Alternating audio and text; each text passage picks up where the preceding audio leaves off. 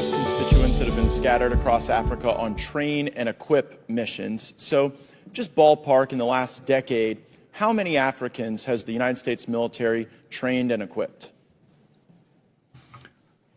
Congressman, I don't have that figure. I can get that figure for you. Ballpark, just, how many?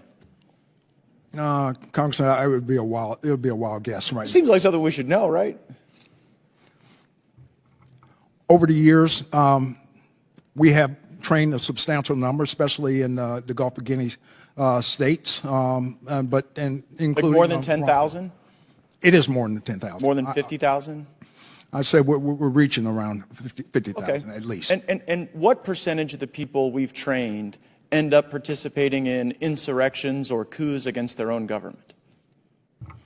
Very small number, Congressman, very small number. So what percentage do you think? I'd say probably less than 1%.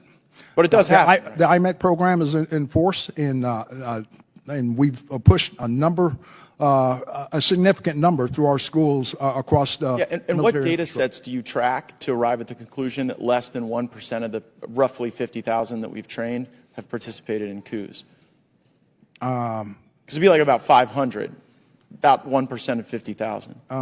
Congressman, you may have that information. I don't at this time, but I know. Well, I know there are some, right? Like go ahead and throw up that image. This is Colonel Mamadi Doumbouya, and this is a photo of him.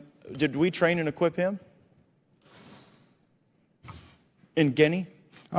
By name, I cannot identify that. Well, that guy in the middle with the big red hat, Colonel Mamadi Doumbouya, that's him with a bunch of U.S. service members outside of our embassy. And just months after this photo was taken in 2021, he led a coup in Guinea and threw out the leader. Does that concern you? Congressman, core values is what we start off with in IMA programs. Do we share core values with Colonel Doumbouya? Core values. I will repeat that.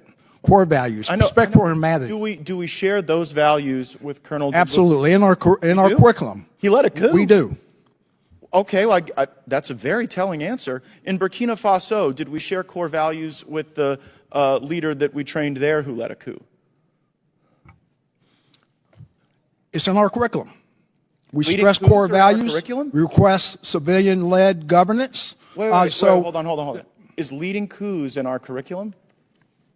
Absolutely not. So civilian-led. My question is, do we share core values with the coup leader in Burkina Faso who we trained? Holistically, we teach core values with a respect for civilian governance, apolitical, and that's what sticks across a very high percentage in the 99 percentile. Right? But not everybody. And I wonder how many people it takes to plan a coup. I mean, initially you didn't know how many we trained and equipped. Then you said it was 1%. You had no basis for that 1% number because there's no data set you track. Mr. Chairman, I seek unanimous consent to enter into the record another U.S. trained soldier stages a coup in West Africa by The Intercept. Without objection, so ordered. And I further seek unanimous consent to enter into the record U.S. forces trained the Guinean colonel behind the recent coup in West African country, and this is regard to Guinea. Without objection, so ordered. So I guess the question is, why should U.S. taxpayers be paying to train people who then lead coups in Africa?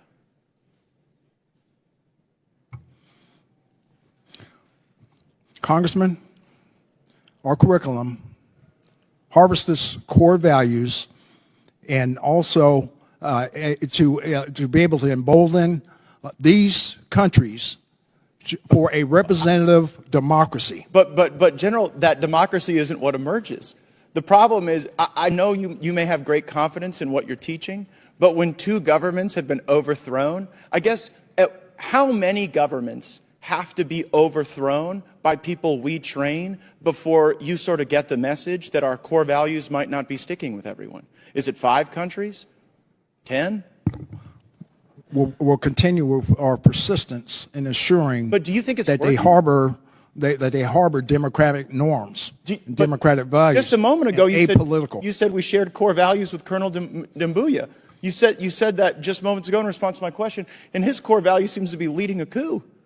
So I don't think it's stuck. I think we should at least know how many countries we train the coup plotters in How many is too many? Because clearly 2 is not too many, and I think we could use our resources far more effectively than doing this.